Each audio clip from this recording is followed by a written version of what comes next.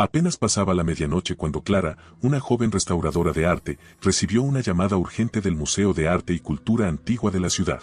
Era el conservador del museo, el doctor Héctor Villar, quien hablaba con voz nerviosa y entrecortada.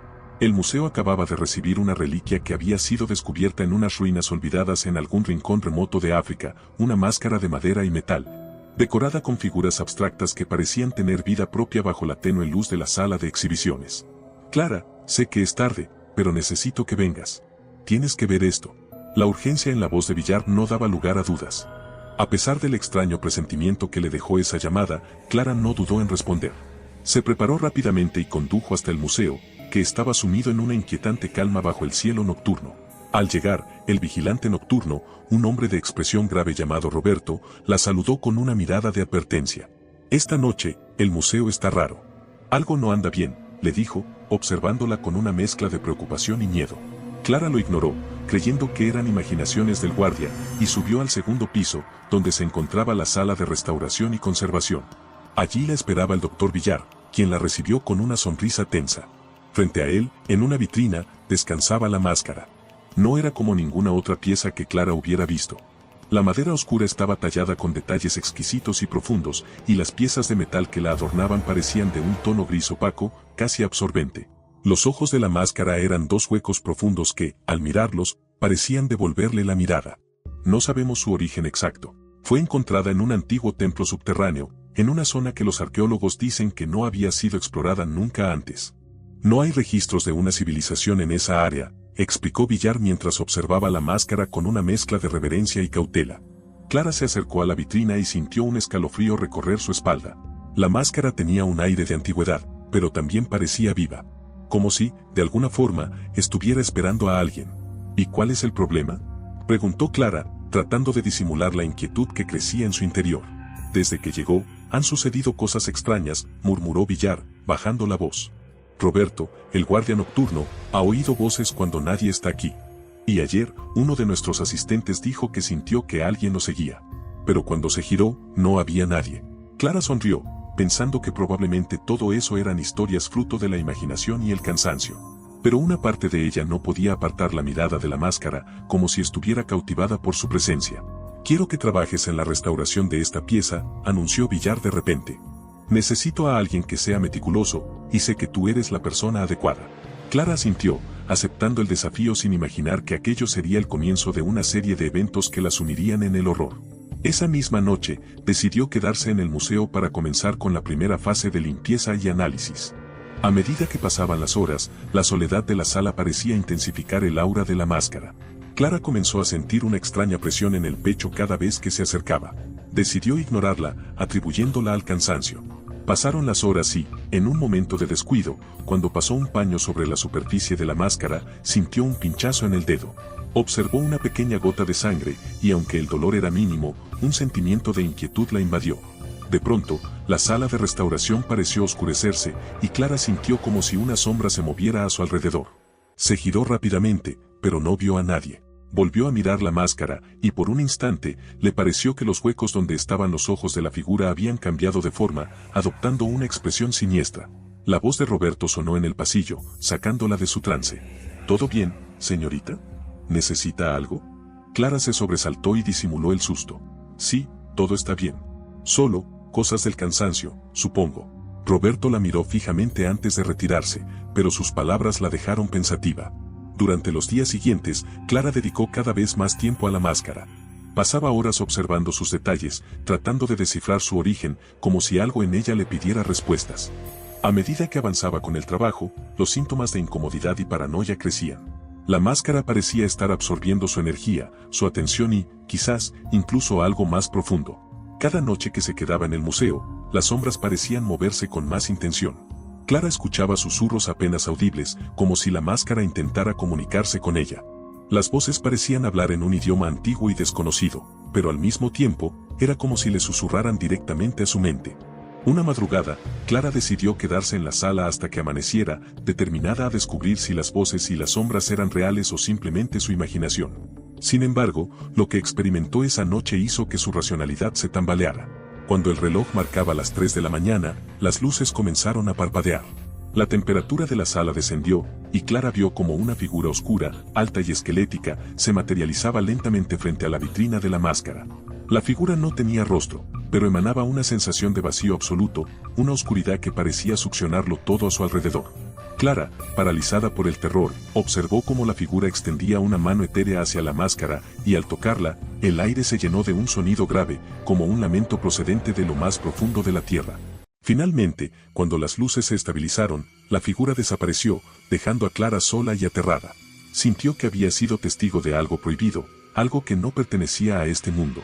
Decidió que necesitaba ayuda y, al día siguiente, compartió lo sucedido con el doctor Villar. Él la escuchó con atención, sin mostrar signos de escepticismo. Al contrario, parecía aún más intrigado por la máscara y lo que significaba. Clara, no estás sola en esto. Hay relatos antiguos sobre objetos similares a este, artefactos que servían como portales o anclas para seres de otro mundo, dijo en voz baja. Quizás, nuestra máscara es una de esas. Clara lo miró, incapaz de decidir si Villar estaba en su sano juicio o si, como ella, había sido atrapado por el enigma de la máscara. Durante los días que siguieron, Clara intentó alejarse de la máscara, pero la imagen del rostro vacío y los susurros perturbadores la perseguían. Dormía poco y mal, y cada vez que lograba conciliar el sueño, se encontraba en un paisaje oscuro, una especie de bosque en tinieblas, donde escuchaba las voces que ahora parecían suplicar ayuda o, peor aún, condenarla. La máscara parecía haberse aferrado a su mente, como si estuviera viva y alimentándose de sus miedos. En un intento por desentrañar el enigma, Clara comenzó a investigar antiguos rituales y prácticas de culturas olvidadas. Así descubrió que las máscaras de aquel tipo eran utilizadas en prácticas oscuras para canalizar a espíritus y atraparlos en el mundo físico. Había encontrado algo particularmente inquietante: ciertos pueblos antiguos creían que los seres contenidos en esas máscaras permanecían en una especie de limbo, deseando desesperadamente escapar para consumir a quienes los liberaran. El doctor Villar, intrigado por sus hallazgos, propuso que hicieran una sesión de vigilia nocturna junto a la máscara, convencido de que así podrían conectar con cualquier energía o entidad vinculada a ella. Aunque la idea la aterraba, Clara aceptó, pensando que tal vez esto podría darles respuestas definitivas y liberarla de la obsesión que había invadido su mente. Esa noche, Clara y Villar se reunieron en la sala de restauración. El museo estaba vacío, y el silencio era absoluto, roto solo por el eco de sus pasos. Villar dispuso unas velas alrededor de la vitrina, mientras Clara observaba la máscara con una mezcla de horror y fascinación. La figura parecía aún más amenazante bajo la luz tenue, los detalles de su tallado se proyectaban en sombras irregulares sobre las paredes, y por un momento, Clara creyó que esos huecos oscuros la miraban con un desprecio sobrenatural. ¿Estás lista?, preguntó Villar con una calma inquietante. Clara asintió, sin decir una palabra, mientras una gota de sudor frío le corría por la frente. Villar comenzó a murmurar palabras en un idioma que Clara no reconoció, mientras los ojos de la máscara parecían hundirse en una oscuridad infinita. La sala se sumió en un silencio sobrenatural, y de repente, una ráfaga de aire gélido apagó todas las velas. Clara sintió un peso inmenso sobre su pecho, como si estuviera siendo succionada por una fuerza invisible. Y entonces, un murmullo empezó a llenarlo todo, una voz suave pero dolorosamente clara. ¿Por qué nos has traído aquí? La voz resonó en su mente, una mezcla de tristeza y odio profundo. Clara intentó abrir los ojos, pero descubrió que no podía moverse. Estaba atrapada en su propio cuerpo, como si la máscara hubiera extendido su influencia sobre ella. Las palabras de Villar se volvían cada vez más inaudibles, hasta que su voz fue sustituida por un eco siniestro. Cuando finalmente recobró la capacidad de moverse, vio que el doctor Villar estaba inmóvil, de pie, con los ojos vacíos, mirando fijamente a la máscara. Sin previo aviso, la vitrina que la contenía comenzó a vibrar, y el vidrio se rompió en 1000 pedazos. Villar cayó de rodillas, susurrando incoherencias. «Clara, nos está hablando», dijo Villar, mirando hacia el vacío. «Nos está pidiendo algo, nos necesita». Clara, paralizada por el miedo, no pudo evitar acercarse a la máscara rota, que parecía haber cobrado vida, sus huecos más oscuros que nunca.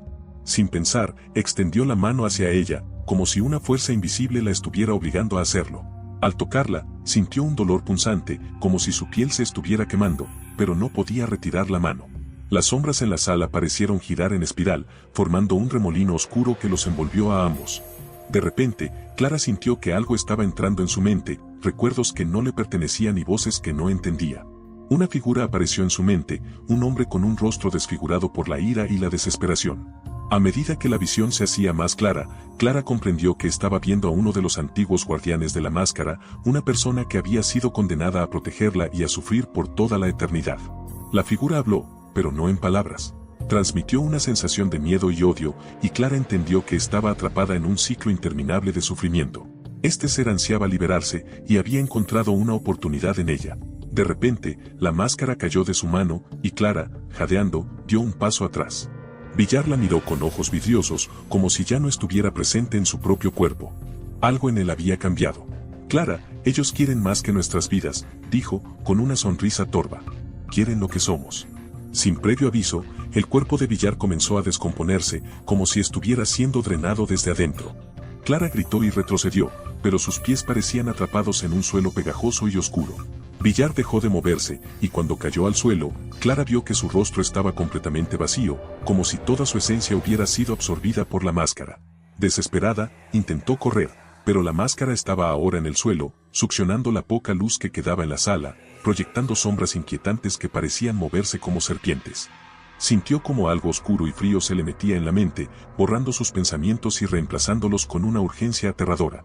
Sabía que debía salir de allí, pero su cuerpo no respondía, estaba atrapada, al igual que Villar. Cuando finalmente logró moverse, sus piernas la llevaron de regreso a la máscara. Sus manos temblorosas volvieron a alcanzar el objeto maldito, incapaz de resistir la atracción oscura que emanaba de él. Al tocarla, una visión final se apoderó de su mente, una cadena interminable de personas, cada una condenada a soportar el sufrimiento de los anteriores, conectados a la máscara y a su maldición eterna. Clara sintió cómo su vida se desvanecía lentamente. Comprendió, en ese instante final, que había caído en la trampa de la máscara, convirtiéndose en el siguiente eslabón de una maldición inquebrantable. Cuando su cuerpo cayó al suelo, con la mirada perdida y vacía, la máscara había encontrado una nueva víctima, lista para continuar su ciclo de horror.